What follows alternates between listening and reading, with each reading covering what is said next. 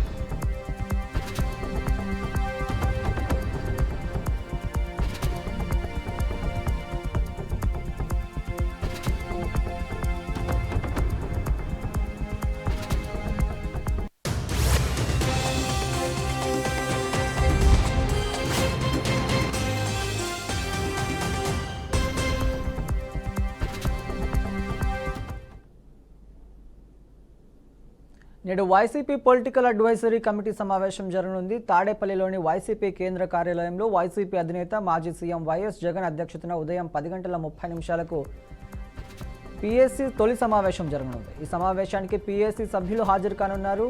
PSC సమావేశంలో party నేతలకు YS Jagan దిశానిర్దేశం చేయనున్నారు.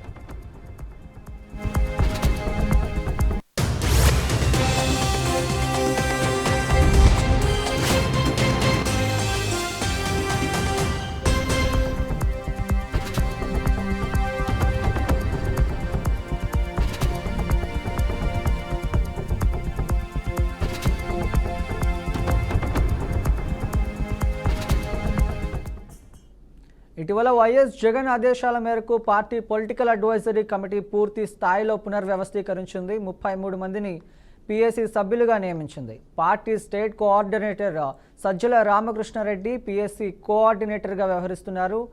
నేటి సమావేశంలో తాజా రాజకీయ పరిణామాలపై చర్చించే అవకాశం ఉంది. పార్టీ భవిష్యత్ కార్యాచరణపై వైఎస్ జగన్ పార్టీ శ్రేణులు దిశానిర్దేశం చేయనున్నారు. జిల్లాల్లో పార్టీ పరిస్థితి, పార్టీ బలోపేతం, సహాకూటమి సర్కార్ అవలంబిస్తున్న ప్రజా వ్యతిరేక విధానాలపై, భవిష్యత్తులో పోరాటాలపై పీఎస్సీ చర్చించనుంది.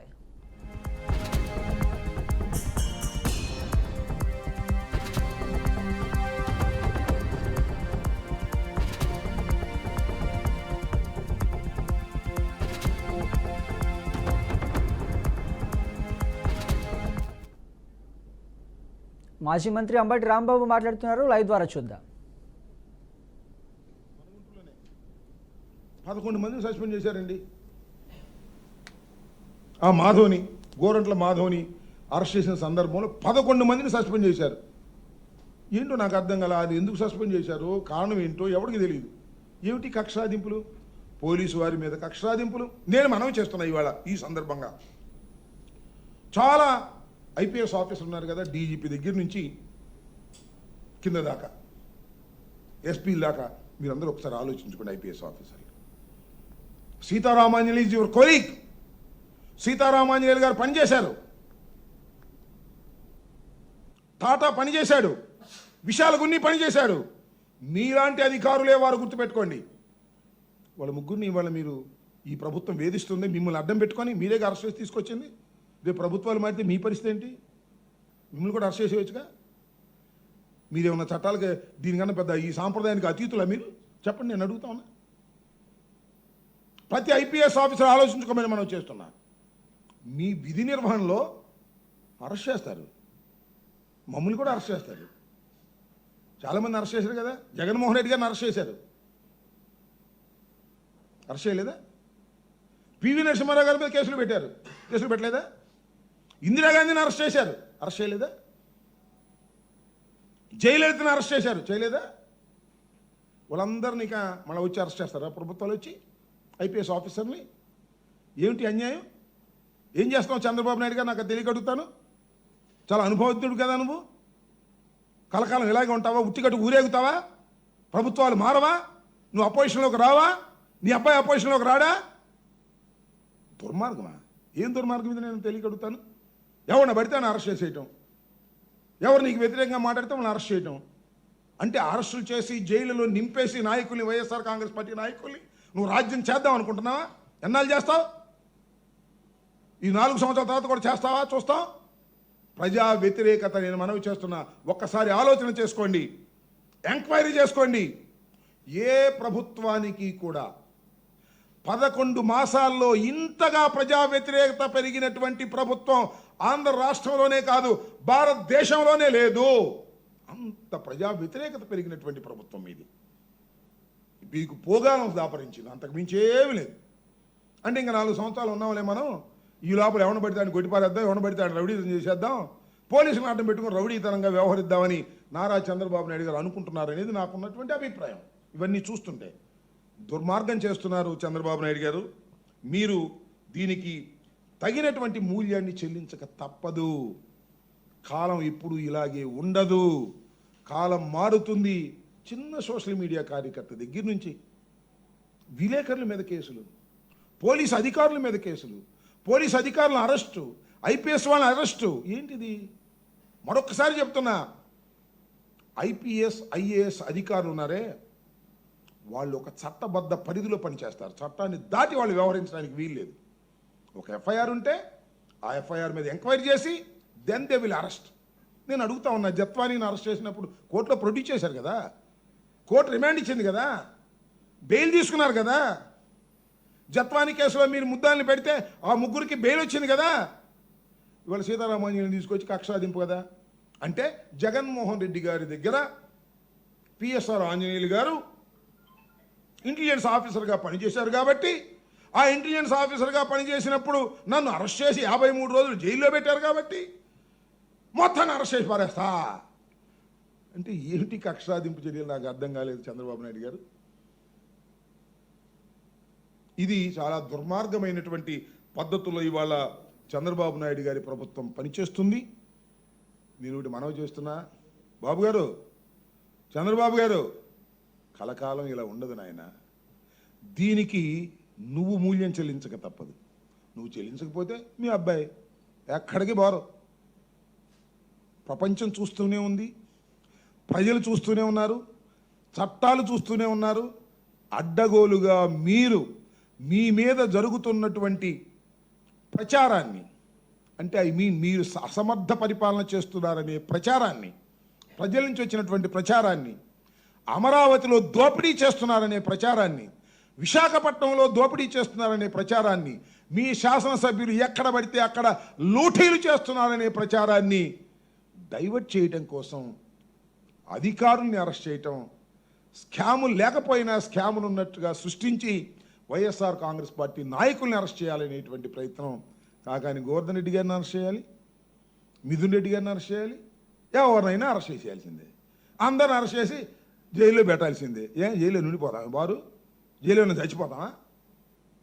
మమ్మల్ని అందరం జైల్లో పెట్టి జైల్లో చచ్చిపోతామా? రాదా బెయిల్? సంవత్సరానికైనా వచ్చేదిగా బెయిల్. ఏంటి అన్యాయం, దుర్మార్గం? చంద్రబాబు నాయుడు గారు, నేను మనవి చేస్తున్నా, చాలా తప్పు చేస్తున్నారు చంద్రబాబు నాయుడు గారు. వయసులో పెద్దవారైనటువంటి మీరు, 75వ పుట్టినరోజు జరుపుకున్న మీరు, గుర్తుపెట్టుకోండి, దీనికి తగ్గ మూల్యం చెల్లించక తప్పదు. జాగ్రత్త అని కూడా ఈ సందర్భంగా నేను హెచ్చరిస్తూ ఉన్నాను.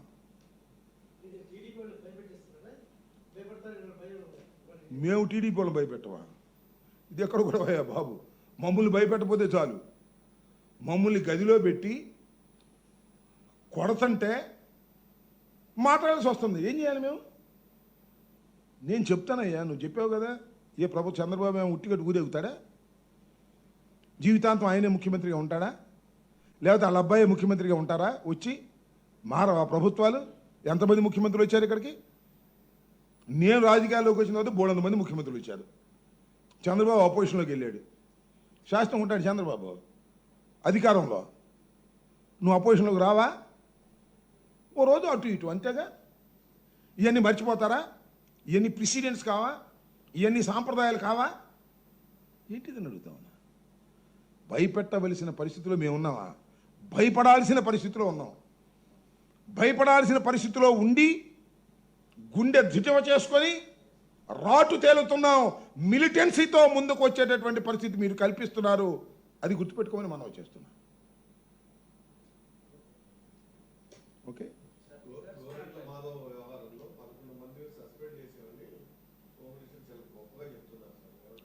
అది అసమర్థత.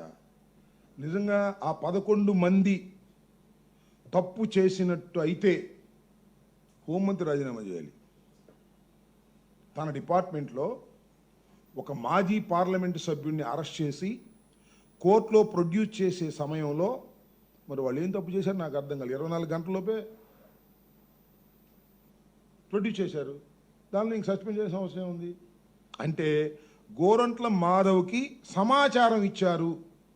ఎవరు? ఆ కిరణ్ అనే వ్యక్తి గోరంట్ల మాధవ్కి సమాచారం అరెస్ట్ చేసి తీసుకొస్తున్నామనేటువంటి సమాచారం ఇచ్చారని కూడా ఎవరు అంటున్నారు. మరి ఎంతవరకు నిజమో నాకు తెలియదు అబ్బా అది.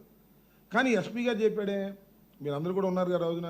అదేం రహస్యం ఉంది, మేము ఇక్కడ ప్రొడ్యూస్ చేస్తామని చెప్పాము.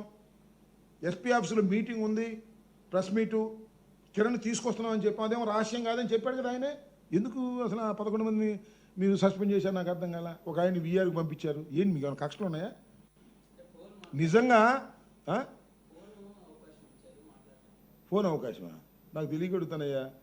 రిమాండ్కి వెళ్ళే ముందు పోలీస్ కస్టడీలో ఉన్నప్పుడు భోజనం బెటరా, మంచి లేవరా?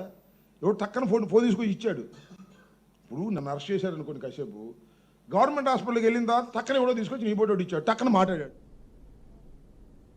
ఇవి ఇప్పటివరకు ఉన్న బులెటిన్ అప్డేట్స్. మరిన్ని అప్డేట్స్ కోసం చూస్తూనే ఉండండి బీఆర్కే న్యూస్ తెలుగు సత్తా.